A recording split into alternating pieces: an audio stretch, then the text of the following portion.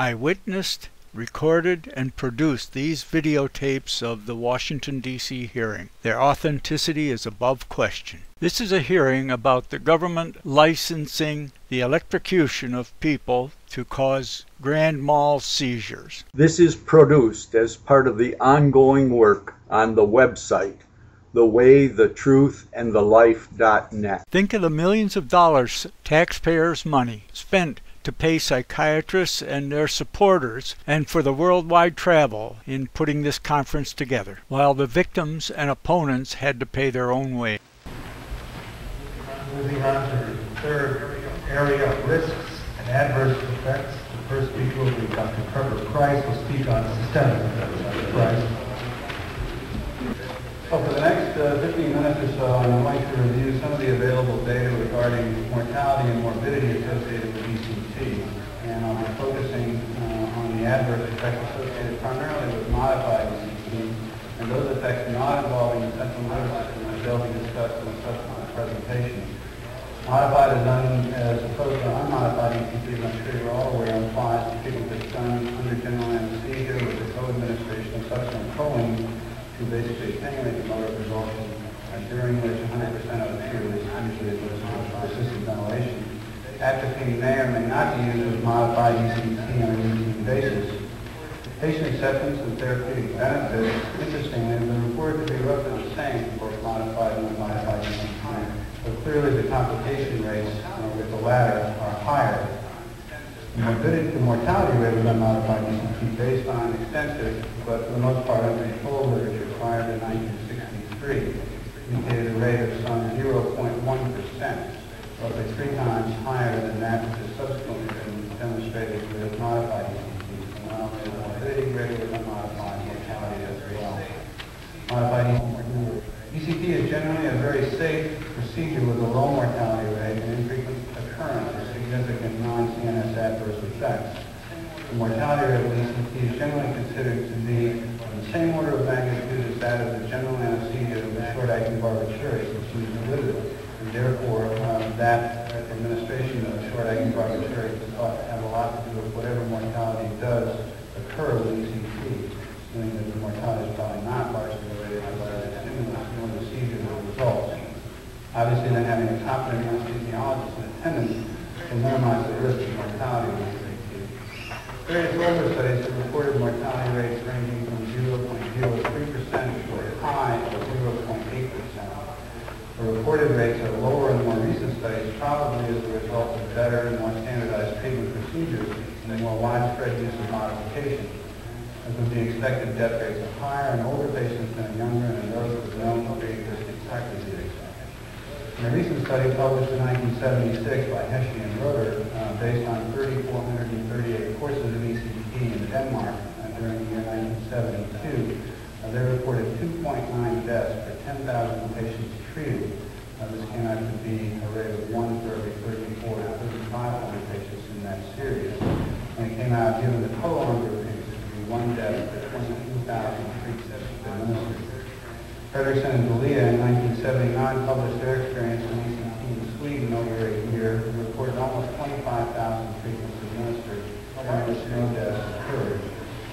And the largest series of deaths in the literature, that by McClay, based on a 5-year period in which they collected 62 deaths between 47 and 1952, the cause of death was cardiovascular in over half of the cases, pulmonary in 31%, and cerebrovascular in 6%, with the remainder being miscellaneous distribution. So in general, with regard to mortality, I think most would agree with Crow in stating that the mortality figures for ECT place it among the very safest of all medical procedures requiring general anesthesia.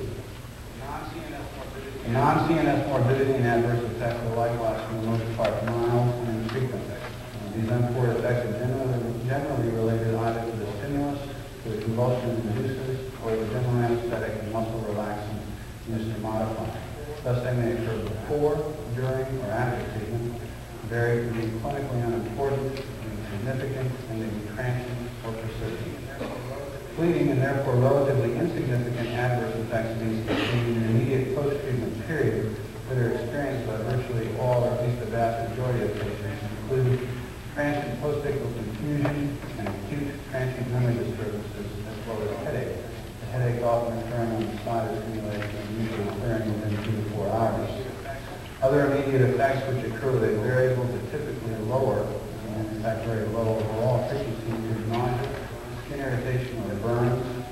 lip or tongue lacerations, broken or loosened teeth, and muscle pain, due either to the effects of substance choline or the seizure itself, which has been poorly modified.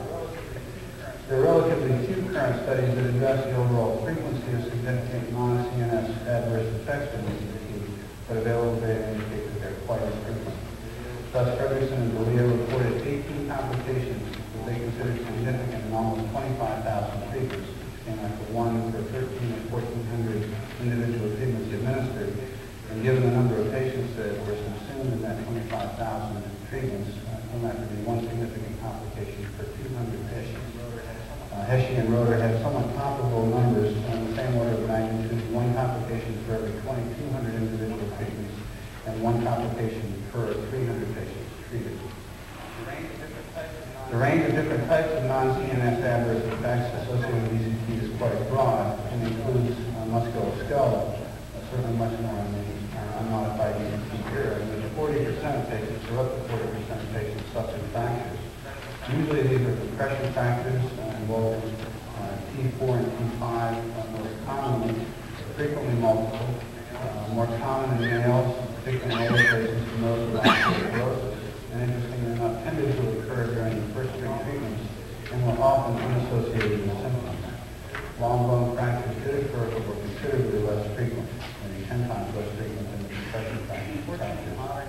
Fortunately, in the modern era of modified ECT, all of these musculoskeletal complications have remained of historical interest and never occur now properly administered treatments. ECT has a number of cardiovascular effects, but in general, even in patients with known stable cardiovascular disease, there's thought to be only relatively little increased risk of morbidity and or mortality with modified ECT. While unstable angina, an MI within the pregnancy 6 weeks, uncontrolled hypertension, or decompensated congestive heart failure are all relative contraindications to ECT, the only absolute contraindications are the presence of acute MI, large abdominal and or cerebral aneurysms, or increased intracranial pressure. Pittsburgh reported in a review that non-fatal but clinically significant cardiovascular complications occurred in 1 in 500 patients who had no history of known heart disease prior to the course of unmodified ECT.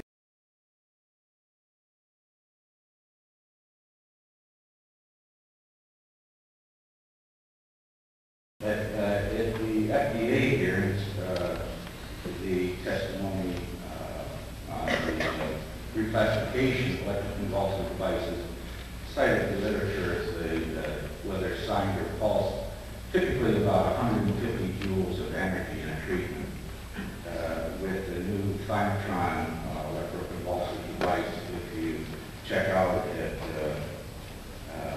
400 volts, maximum of 0.9 amps, and 320-some millisecond pulses. Could you finish up your question, your remarks? Yeah, I would like somebody to tell me. I'm a teacher as well as a physicist, and I brought a kilogram with me. Teachers like to demonstrate. Now, this is a kilogram. It's 2.2 pounds, heavier than a hammer I used to hit an amp. I wonder if possibly like Dr. Stein could tell me how high I would have to drop this kilogram from in order to have it hit the ground with 150 joules of energy.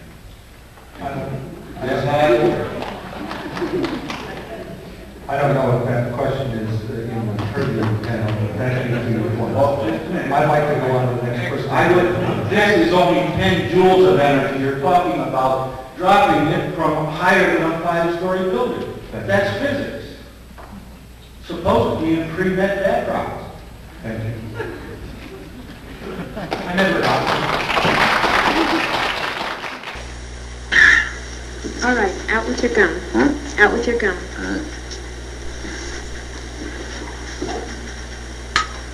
Okay, this won't hurt. It'll be over in just a moment. Uh-huh. What's that? Conductant.